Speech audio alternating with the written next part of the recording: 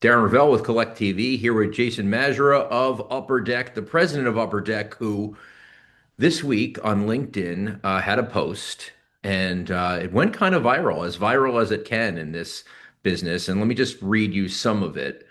Jason, you said everything speculative is up right now. The stock market, Bitcoin, trading cards, and it's pricing some collectors out. Here's what the data shows. 50% of consumer spending in the US is coming from 10% of the population, rich people carrying the market, not just in cards, every category. You're betting that what you buy today will be worth significantly more tomorrow, and that works until it doesn't.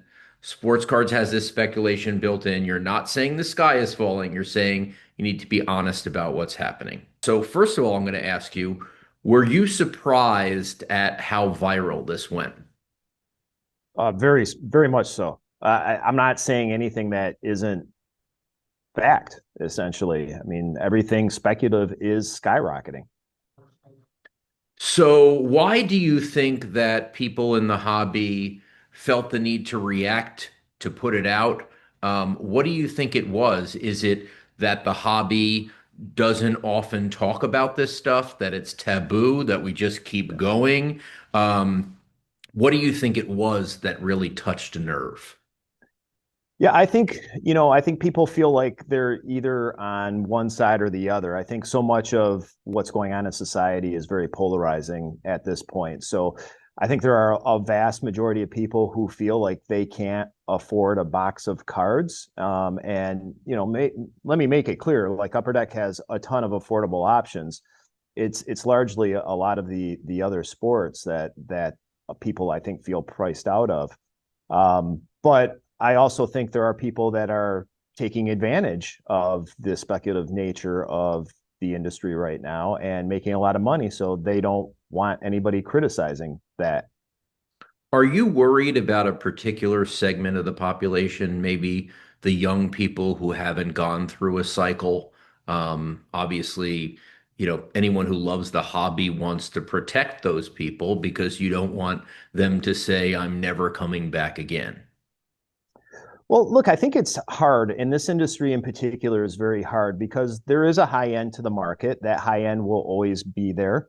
And I think what we're seeing right now in the US market in particular is the high end consumer is doing very well. And I don't think that's going to change. There's a large transfer of wealth going on in this country, generational wealth being passed down.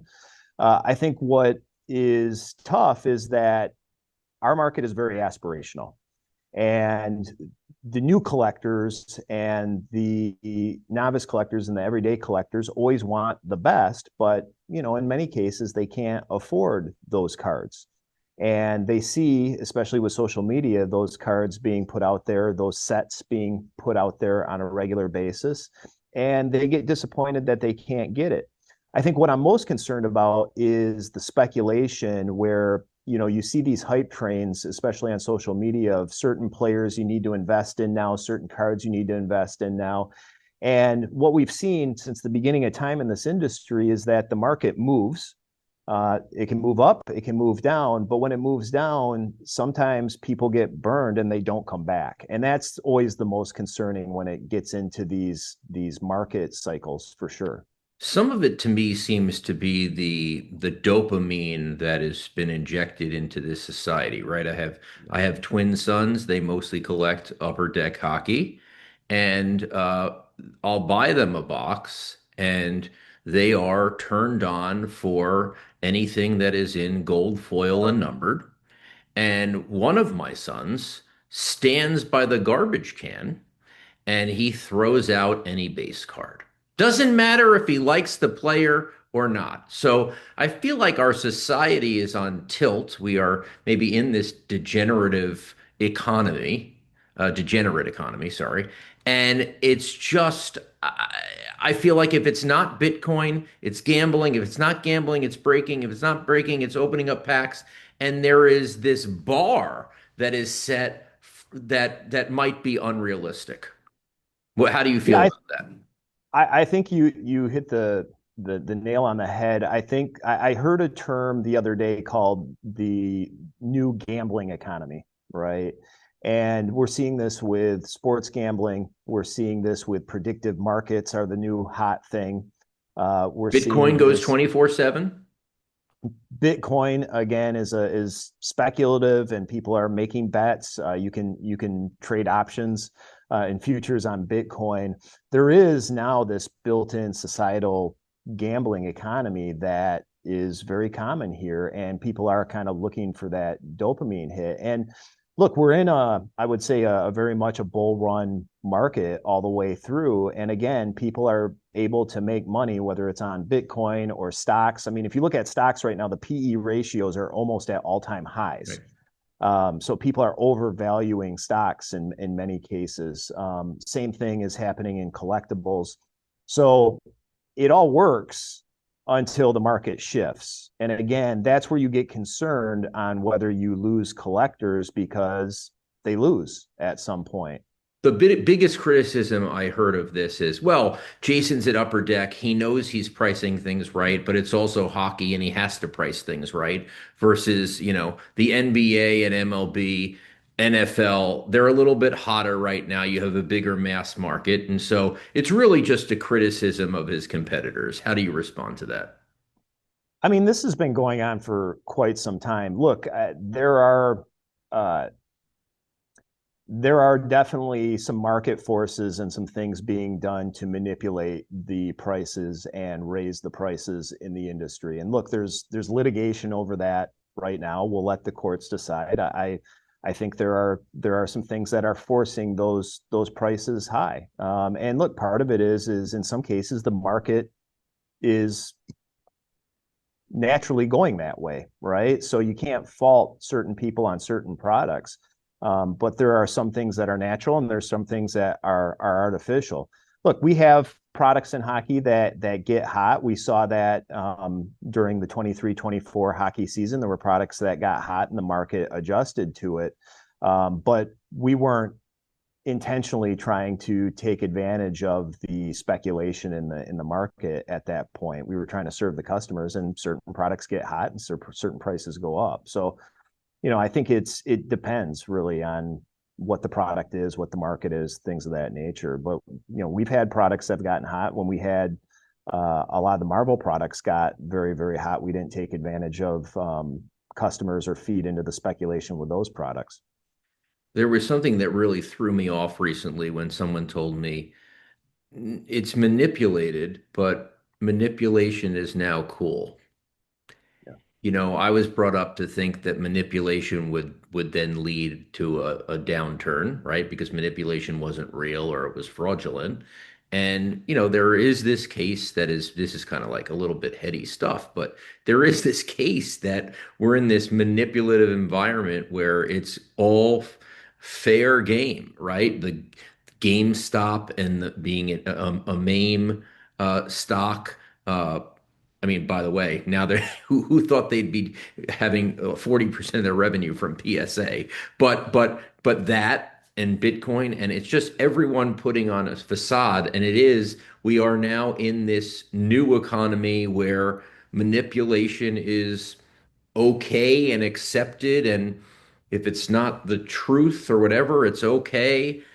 Is there any sense from you that there's possibly a new game that's being played and it's allowed to happen?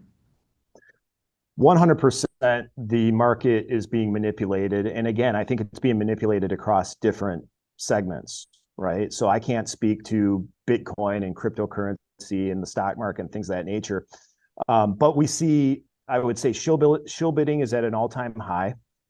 If you look at completed sales, it's really interesting. If you compare on eBay the sold listings versus the Terapeak data that shows what listings are actually paid for, there's a hefty differential between the two. See, let me And stop there. That is yeah, very interesting to me because when I first started to report eBay sales, and I would say that's probably 2009, someone said to me, "You're actually," at that point, there wasn't Terapeak for me to check.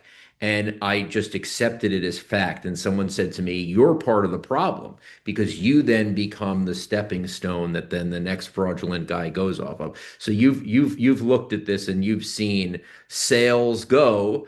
Most of the market says that that's the comp, and the comp is not that comp since it was never paid for. Correct. Correct. And there's a lot of that going on. The same thing's happening at all the auction houses.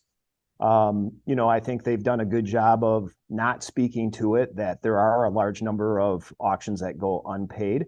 One of the things that's being talked about right now is that some of the auction houses essentially let themselves bid on auctions, which I think is really interesting. These Yeah, quote some unquote some some house auction houses bids. have moved to states that allow you to bid it up to a hidden reserve.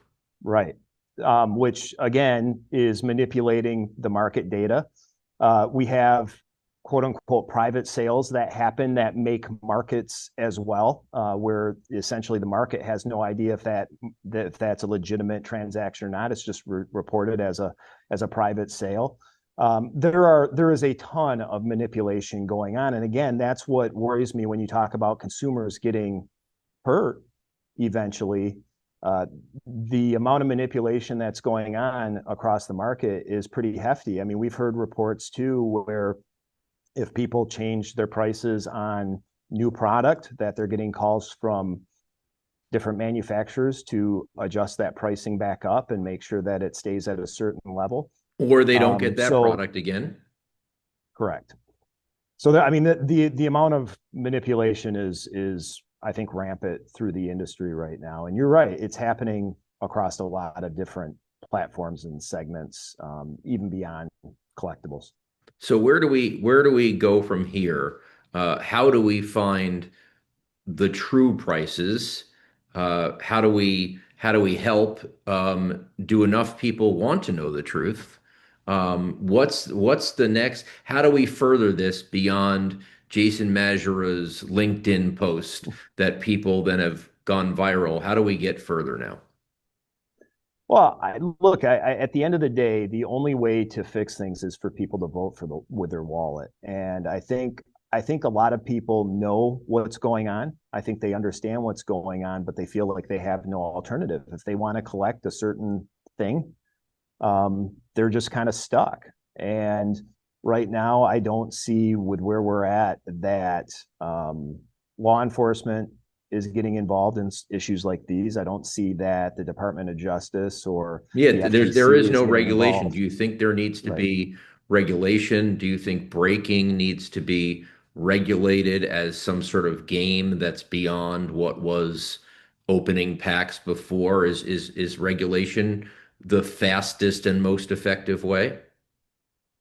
Boy, I hesitate to go all the way to regulation, but like, look, there are some things that are flat out illegal right now that are happening. For example, the repacks where they're essentially paying out like a slot machine, where they're guaranteeing a certain value and basically cashing you out, is 100% gambling. There's no doubt about it. It's 100% gambling, and right now those entities are not registered as gambling entities to be So able to do even that. even There's though it's not a zero sum game like gambling where you lose it all, if you get 80% of it back, you're just saying that's not that doesn't follow the rules of what you can do. Well, I believe the different games, for example, in Vegas, have different payout percentages, like slot machines and poker. They have percentage payouts as well. I Yes, don't see it at, guaranteed by the state's gaming control boards. so I don't see it as any different. Right.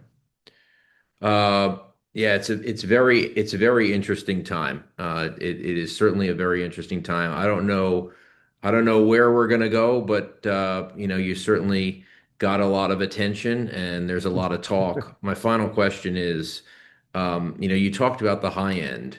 We have the highest end thing going on now with Shine combining with Mr. Wonderful, and that has created this big talk. And one of them was the auction that led to the $13 million card. Are you concerned about uh, the talk, the wow is based on the price and not actually based on potentially the merits of the card or the player, right? Like what is getting people excited is, oh my God, it's 13 million. They've spent this many million. And the focus is on how much money it is instead of the card or the player. And combined with the fact that what you've already said is like if these are a lot of private sales and then we're being told how much they're worth, there is then people that are backing in, to say how much is my card worth and what comp can I get. So what's your opinion on the whole Wonder Shine combo?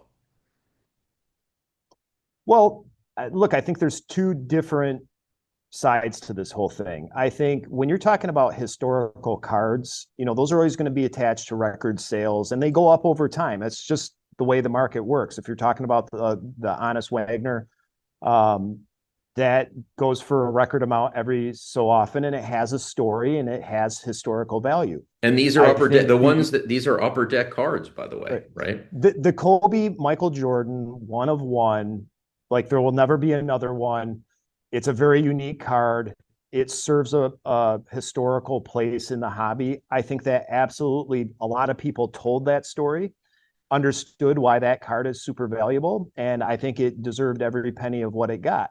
I think the flip side is especially when you go to market manipulation, there are cards like the Baltimore News Babe Ruth that's heavily talked about right now. Several years ago, nobody even talked No about one that knew. card. And all of a sudden, there was a perspective that was being spun about how important that card was. The same thing has happened with the star Michael Jordan trading card. Uh, that had been viewed as a secondary card for years and years. And then a couple people with some heavy positions in that card all of a sudden made a perspective and a narrative that that was his rookie card and it needs to be the most important Michael Jordan card. Those are the ones that are concerning when people start talking about record numbers for those cards that kind of pop up out of nowhere, or are long forgotten and then just kind of appear and everybody's being told they're important. But the Michael Jordan Kobe, the Honest Wagner, the 52 Mantle, those cards deserve every bit of the attention and the talk about value that those cards command.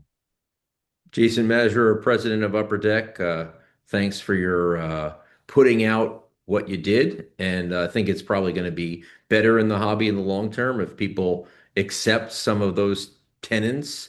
And let's see what happens next. Thanks for joining us on Collect. I appreciate your time, Darren.